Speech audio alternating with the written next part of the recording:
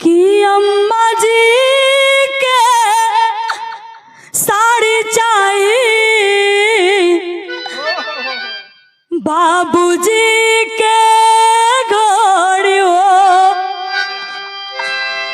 आदेवर के मोबाइल चाहिए, ननदी के कौड़ी हो। लेकिन वो पगली अपने खातिर का मंगले रहे कि हमरा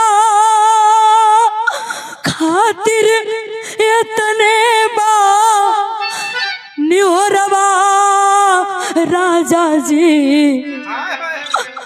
हमरा खातिर इतने बा निहोरवा राजा जी।